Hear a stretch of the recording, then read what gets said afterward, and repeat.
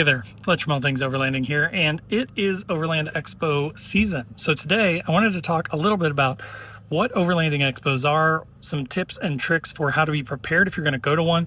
What's the difference between an Overlanding Expo and just normal overlanding or camping, right? So we're going to dive into expos. I'm going to talk a little bit about the ones that I've been to, some of the ones that I recommend. So again, if you're newer to overlanding especially, and you are looking for some tips and tricks and some more information about what makes expos special and what to expect, you're going to learn a lot on this episode of the podcast. So if you want to hear more, stay tuned.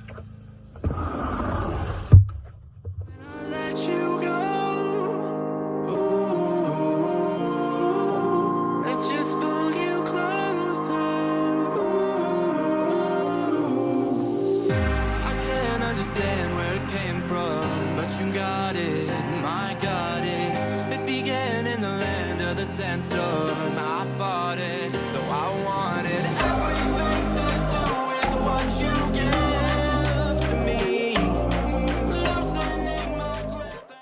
All right, so as I mentioned, today I'm talking about Overlanding Expos, and that could be everything from the original sort of Overland Expo to the Moore Expo, which takes place in Missouri, to Overland of America, to the core Keweenaw Overland Adventure Retreat, to Big Iron, which is put on by the folks that do Moore Expo, to, I mean, there's just a million of them. Overland the Red, who's also from the folks that put on the core Expo. There are all different kinds of expos. They all have different sort of vibes and feels to them. And they can be a lot of fun, but they're not really overlanding. And that is kind of the point of this episode. Is I see people all the time that are always saying things like, going to an Overland Expo ain't real overlanding, or I've seen more rooftop tents here than I've seen on, FSR's website. People just bitch and moan about overlanding expos and how they're not really overlanding. So again, today I wanted to start by touching a little bit on what an overlanding expo is. I want to dive into some experiences that I've had with some of these different Overland Expos and kind of the different vibes. So again, if you're looking for tips, tricks, what do I bring with me? Which ones are worth attending? I'm going to try and give you as much info on that as I can today. And then I'm going to kind of wrap up with, what's the difference between overlanding and Overland Expos, right? Because they're two totally different things. They're definitely intended for different types of audiences and different experiences. So again, I wanted to kind of walk you through that. So let's start first by talking about what is an Overland Expo, and then again, I'll dive into some examples of ones that I've been to that I really liked. So an Overland Expo is essentially just like any other sort of expo that you've been to. If you are a big car person, you've probably heard of SEMA, which is sort of like a display place for modified vehicles, vehicle modifications. Different manufacturers bring their vehicles there. SEMA is just sort of an automotive expo, right? Same with any of the, like Chicago Auto Show, New York Auto Show, those kind of things. Those are sort of like expos. However, those are mostly just meant for vendors to show off. The cool thing about overlanding expos is that the vast majority of them are also interactive, and they usually have some sort of element of camping and or exploring to them. So what's an example of one, right? So the kind of the biggest ones are the ones called Overland Expo, right? There is a Flagstaff, there's a Pacific Northwest, there's an East. I think there's going to be another new one coming before too long. These take place all over the U.S., mostly out west, but again, there is one in the East that is pretty cool, and that's one that I've actually been to. I unfortunately live way over here in Indiana, so I've not made it to the Western Expos, although I hear those are the biggest and the coolest.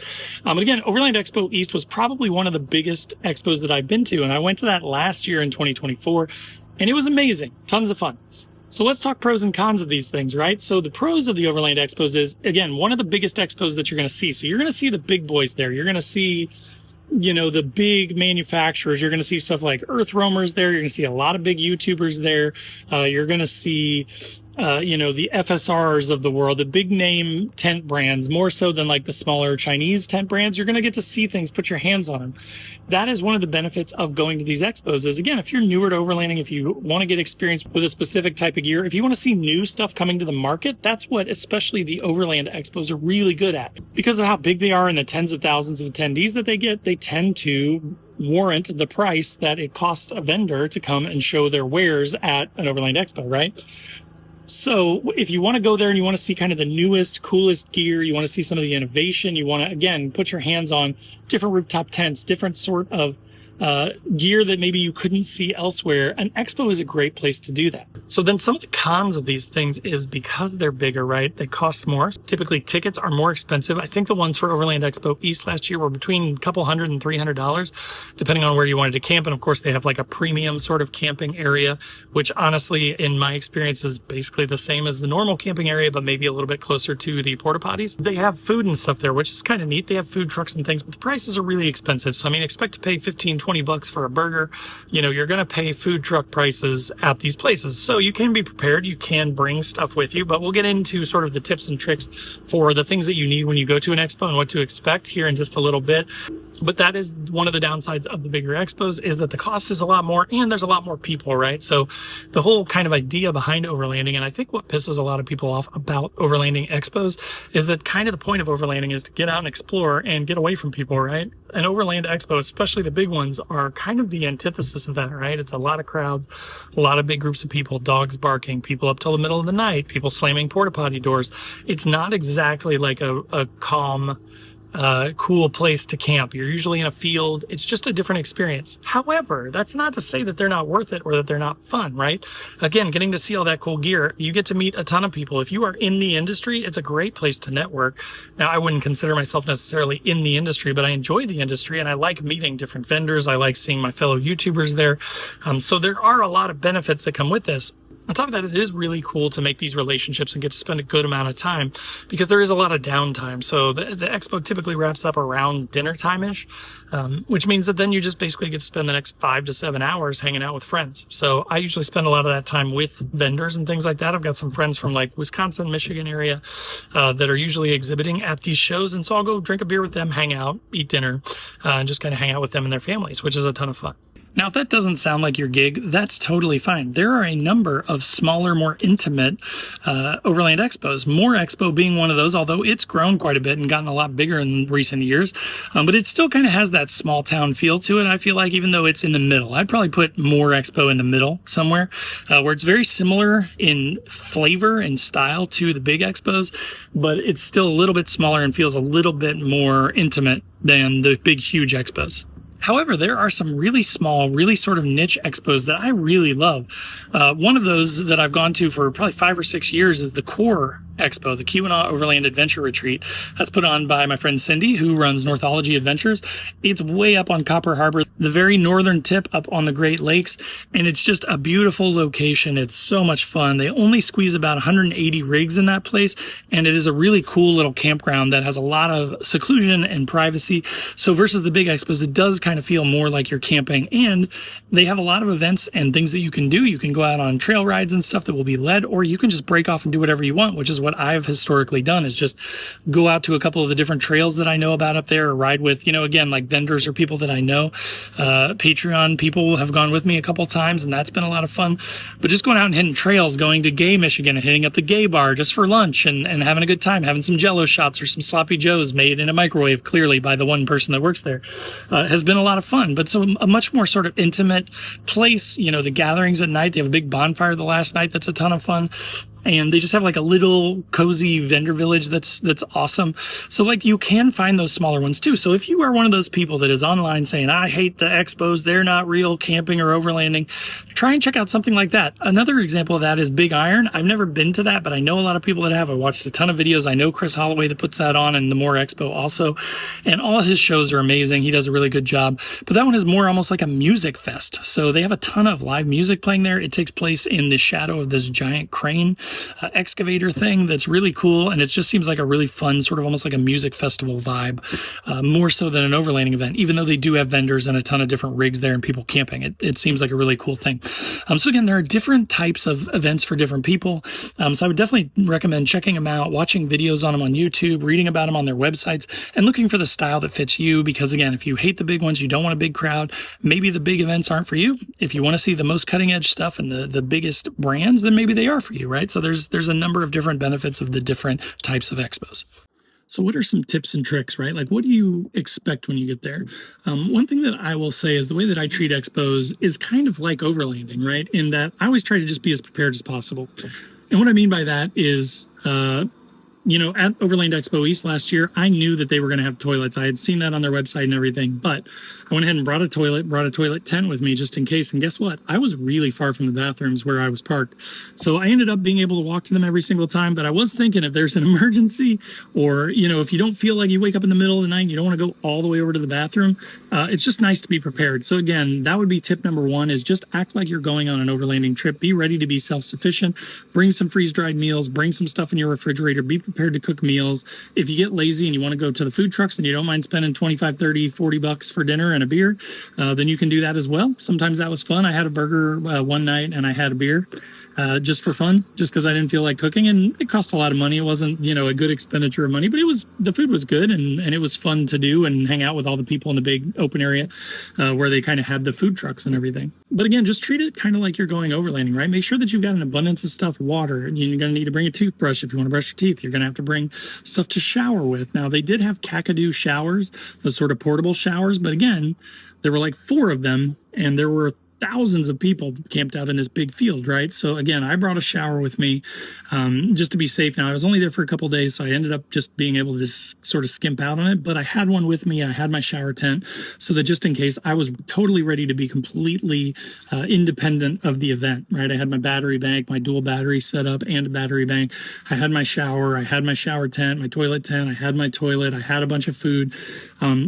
I actually, when I left on the way back, I left a little bit early on Saturday because I was about 10 hours from home, and I drove about 4 hours over to West Virginia. So Overland Expo East takes place in Arrington, Virginia.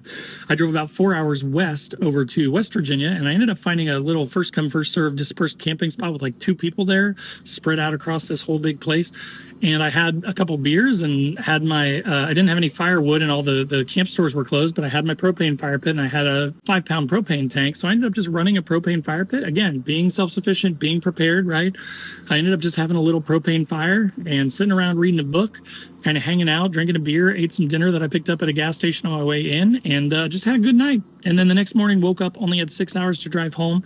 But so again, just view it like it's overlanding, right? I made myself a checklist. I prepared for it. I brought extra stuff. I had some redundancy built into my setup. I had plenty of food, plenty of fuel. That's the nice thing too with these things, is they're all pretty much, off the highway pretty much. Now, the Arrington location that they use for Overland Expo East is probably like a half hour, 40 minutes off the highway. But you go through little small towns and stuff. So unless you're completely out of gas, I just filled up on the highway before I got off and was about an hour away. And I was good to go all the way to West Virginia, and then, basically fill up on my way home, and I was good to go. So again, that would be my advice, is just, make sure that you bring everything that you need, be over prepared. Another tip is, especially at the big events, there are a ton of vendors, and it's very confusing and it's kind of hard to find stuff. So if you have specific stuff that you want to see, definitely make a list of those. Try and document like where they are, have a map and stuff, mark down which ones you want to go see, and kind of, pigtail those together so that you can kind of go from one to the next to the other, because it gets really easy to get caught up in conversations and then end up missing this whole reason that you went there, right? If you really wanted to see this specific rooftop tent or this fire pit or whatever, if you don't have a plan, it gets really easy to get busy and just kind of miss things, right? So definitely make a plan for that. Same with there was a creator content thing. I was just with normal camping, but there were Truck Life Camper guy was there with that big Ford with the big wooden thing on the back. That was pretty cool to see. There was a guy with a really cool Xterra that he had built stuff out. I'll put a card up here to my video from Expo East last year if you want to see that stuff, because there were some really cool rigs, a lot of cool Nissan stuff. If you're a Nissan person, check those out. But again, have a plan. I did not have a plan, so I was kind of all over the place. I do feel like I missed some stuff. I do have some regrets from that. So if I go again, I couldn't go this year because of my heart stuff, but if I go next year again, which I kind of think I might, then I want to make a list and be prepared this time so that I can hit all the things that I want to see. All right, so let's kind of wrap this thing up and put a finale on this of, what is the difference, again, between an overlanding expo and general overlanding? Why do people have so much hate for it, right? It just seems like everybody thinks that overlanding expos are the worst. That's all they ever say is, oh, these things, they suck, not even overlanding. You're sitting in a field, you're camping with all these other people. There's loud noises, there's dogs, there's people. And that is true, right? But again, that's part of why I'm making this podcast, why I'm making this video, is to tell you guys that, right? Don't go to an overlanding expo expecting to be camped on a mountaintop with 2 other people and then being able to walk 10 minutes and be at 100 vendors, right? That just isn't how it works, unfortunately. There's going to be a lot of people. It's going to be really busy. It's going to be pretty hectic. So just be prepared for that. Be aware of that. As long as you're aware of that, I think you can have a really great time. Again, I feel like there have just been a ton of videos on YouTube recently that I've seen that are like, Expo sucks and here's why and blah, blah, blah. And it's like, I just don't know what people expect. So hopefully this is helpful for you, right? Hopefully this gives you an idea of what to expect and kind of let you go into it with your eyes wide open. But again, make a plan, be prepared. You'll have a great time. If you want to see gear, definitely go there. If you want to see YouTubers, see who's going and go there. It's a cool place to meet people. I had a blast. I have a tiny little channel. And I mean, I probably talked to 10 or 15 different people that walked up to me and they're like, hey, you're Fletch. I watch your channel. It was super fun. I mean, it made me feel like I'm actually important, even though I'm not. So that was a lot of fun, but it was great. If you were there at Expo East last year and we got to talk, it was great meeting you. Met a bunch of other YouTubers, got to see some really cool stuff. They do have a lot of interactive stuff too, so that is something you have to plan for. An example of that is at Expo East last year, they had an Ineos Grenadier driving event where totally free. You just had to sign up for it, but you could drive this Grenadier through this off-road obstacle course that they had built, and it was pretty rad. It looked really cool. Rob from Revere Overland was there and we ran into each other and he's like, will you ride with me if I drive one of these and video for me so that I can put it on my YouTube channel? And I was like, heck yeah, man, I'll be your camera guy. And we went over though, and they were like literally booked up through the whole day. So again, if you have specific things, get there early, get your name in, get signed up for those free events, take advantage of those things, because if not, then you're there and you've just missed a big chunk of what makes Expo special, right? So again, hopefully that was helpful for you. Of course, if you've had experience with these things, if you've got expos you recommend, post up in the comments down below if you're on YouTube. If you are on the podcast and you're on Spotify, you should be able to post comments, or you could always click through all the links in the description down below to go to my other social channels and join the conversation over there, or join the Newbie Overlanders group that I run. It's got over 27,000 people at the time I'm recording this. It's a ton of fun. Newbie people and experienced people. So if you're just tired of the big groups and you want to have a place where you can ask questions or help people, be a great place. And you could talk about stuff like this. Now, also below this video, if you're watching on YouTube, is a join button, which is just sort of a passive way to support the channel, get you early access to the videos and some other perks. But if you want to be more involved with all things overlanding, there's also a link to my Patreon down below. And everybody that's in the paid Patreon, whether it's $5 up to $25, gets access to our 24/7 Discord. We do a once a month Zoom call, and we're getting together a couple times a year to go on trips, which has been a ton of fun. So if that sounds good to you, definitely check that out. But so that'll do it for this podcast. Thanks so much for watching. Thanks for listening, and we'll see you next time.